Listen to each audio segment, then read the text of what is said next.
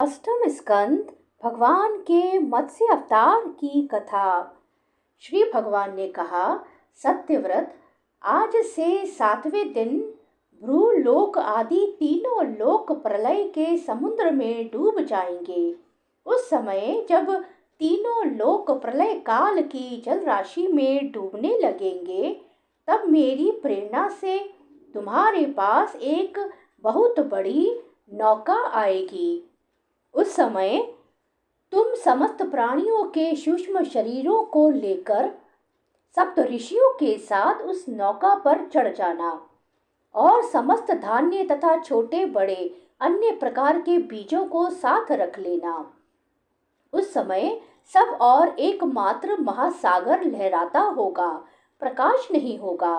केवल ऋषियों की दिव्य ज्योति के सहारे ही बिना किसी प्रकार की विकलता के तुम उस बड़ी नाव पर चढ़कर चारों ओर विचरण करना। जब प्रचंड आंधी चलने के कारण नाव डगमगाने लगेगी, तब मैं इसी रूप में वहां आ जाऊंगा और तुम लोग वासुकी नाग के द्वारा उस नाव को मेरे सींग में बांध देना।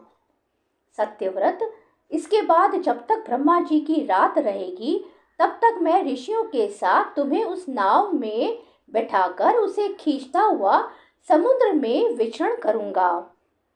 उस समय जब तुम प्रश्न करोगे, तब मैं तुम्हें उपदेश दूंगा। मेरे अनुग्रह से मेरी वास्तविक महिमा, जिसका नाम परब्रह्म है, तुम्हारे हृदय में प्रकट हो जाएगी और तुम उसे ठीक ठीक जान लोगे। भगवान राजा सत्यव्रत को यह आदेश देकर अंतर्धान हो गए। अतः अब राजा सत्यव्रत उसी समय की प्रतीक्षा करने लगे जिसके लिए भगवान ने आज्ञा दी थी। कुशों का अग्रभाग पूर्व की ओर करके राजश्री सत्यव्रत उन पर पूर्वोत्तर मुख से बैठ गए और मत्स्य रूप भगवान के चरणों का चिंतन करने लगे। इतने में ही भगवान का बताया हुआ वह समय आ पहुंचा। राजा ने देखा कि समुद्र अपनी मर्यादा छोड़कर बढ़ रहा है। प्रलय काल के भयंकर मेघ वर्षा करने लगे। देखते ही देखते सारी पृथ्वी डूबने लगी। तब राजा ने भगवान की आज्ञा का स्मरण किया और देखा कि नाव भी आ गई है। तब वे धान्य तथा अन्य बीजों को लेकर सप्तऋषियों के साथ उस पर सवार हो गए। सब ऋषियों ने बड़े प्रेम से राजा सत्यव्रत से कहा, राजन, तुम भगवान का ध्यान करो, वे ही हमें इस संकट से बचाएंगे और हमारा कल्याण करेंगे। उनकी आज्ञा से राजा ने भगवान का ध्यान किया।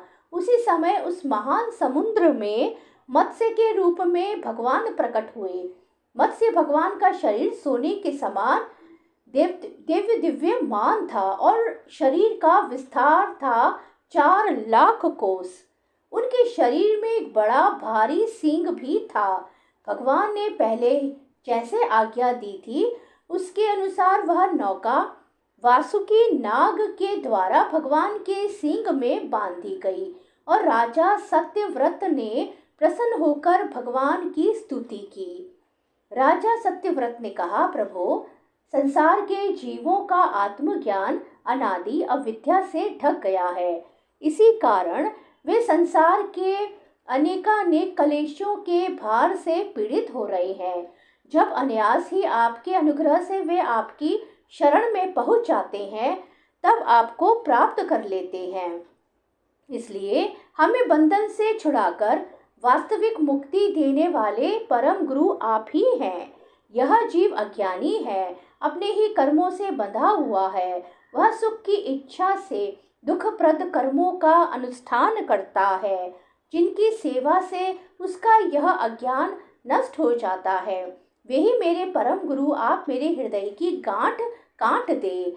जैसे अग्नि में तपाने से सोने चांदी के मल दूर हो जाते हैं और उनका सच्चा स्वरूप निखर आता है, वैसे ही आपकी सेवा से जीव अपने अंतःकरण का अज्ञान रूप मल त्याग देता है और अपने वास्तविक स्वरूप में स्थित हो जाता है। आप सर्वशक्तिमान अविनाशी प्रभु ही हमारे गुरुजनों के भी परम गुरु हैं। अतः आप ही हमारे भी गुरु बने। जितने भी देवता, गुरु और संसार के दूसरे जीव हैं, वे सब यदि स्वतंत्र रूप से एक साथ मिलकर भी कृपा करें तो आपकी कृपा के 10,000वें अंश की भी बराबरी नहीं कर सकते। प्रभु, आप ही सर्वशक्तिमान हैं, मैं आपकी शरण ग्रहण करता हूँ। जैसे कोई अंधा अंधे को ही अपना पथ प्रदर्शक बना ले, वैसे ही अज्ञानी जीव अज्ञानी को ही अपना गुरु बनाते हैं। आप सूर्य के समान स्वयं प्रकाश और समस्त इंद्रियों के प्रेरक हैं। हम आत्म तत्व के जिज्ञासु आपको ही गुरु के रूप में वर्ण करते हैं। अज्ञानी मनुष्य अज्ञानियों को जिस ज्ञान का उपदेश करता है वह तो अज्ञान ही है। उसके द्वारा संसार रूप घोर अंधकार की अधिकाधिक प्राप्ति होती है, परंतु आप तो उस अविनाशी और अमोघ ज्ञान का उपदेश करते हैं जिससे मनुष्य अनायास ही अपने वास्तविक स्वरूप को प्राप्त कर लेता है। आप सारे लोक के सुहृद प्रियतम ईश्वर और आत्मा है। गुरु उसके द्वारा प्राप्त होने वाला ज्ञान और अभिष्ट की सिद्धि भी आपका ही स्वरूप है। फिर भी कामनाओं के बंधन में जकड़े जाकर लोग अंधे हो रहे हैं। उन्हें इस बात का पता ही नहीं है कि आप उनके हृदय में ही विराजमान हैं। आप देवताओं के भी आराध्य देव, परम पूजनीय परमेश्वर है। मैं आपसे ज्ञान प्राप्त करने के लिए आपके शरण में आया हूँ भगवान। आप परमार्थ को प्रकाशित करने वाली अपनी वाणी के द्वारा मेरे हृदय की ग्रंथि काट डालिए और अपने स्वरूप को प्रकाशित कीजिए। श्री सुखदेव जी कहते हैं, परीक्षित, जब राजा सत्यव्रत ने इस प्रकार प्रार्थना की, तब मत्स्य रूप धारी पुरुषोत्तम भगवान ने प्रलय के समुद्र में विहार करते हुए उन्हें आत्म तत्व का उपदेश दिया। भगवान ने राष्ट्रीय सत्यव्रत को अपने स्वरूप के संपूर्ण रहस्य का वर्णन करते हुए ज्ञान, भक्ति और कर्म योग से परिपूर्ण दिव्य पुराण का उपदेश दिया, जिसको मत्स्य पुराण कहते हैं। सत्यव्रत ने ऋषियों के साथ नाव में बैठे हुए ही संदेह रहित होकर भगवान के द्वारा उपदिष्ट सनातन ब्रह्म स्वरूप आत्म तत्व का श्रवण किया। इसके बाद जब पिछले प्रलय का अंत हो गया और ब्रह्मा जी की नींद टूटी, तब भगवान ने हयग्रीव असुर को मारकर उससे वेद छीन लिए और ब्रह्मा जी को दे दिए। भगवान की कृपा से राजा सत्यव्रत ज्ञान और विज्ञान से संयुक्त होकर इस कल्प में वैवस्वत मनु हुए। अपनी योग माया से मत्स्य रूप धारण करने वाले भगवान विष्णु और राष्ट्रीय सत्यव्रत का यह संवाद एवं श्रेष्ठ आख्यान सुनकर मनुष्य सब प्रकार के पापों से मुक्त हो जाता है। जो मनुष्य भगवान के इस अवतार का प्रतिदिन कीर्तन करता है, उसके सारे संकल्प सिद्ध हो जाते हैं और उसे परम गति की प्राप्ति होती है।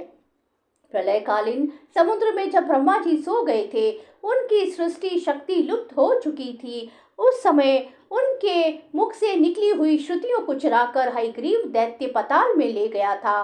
भगवान ने उसे मारकर वे श्रुतियां ब्रह्मा जी को लौटा दी एवं सत्यव्रत तथा सप्त ऋषियों को ब्रह्म तत्व का उपदेश किया। उन समस्त जगत के परम कारण लीला मत्स्य भगवान को मैं नमस्कार करती हूँ।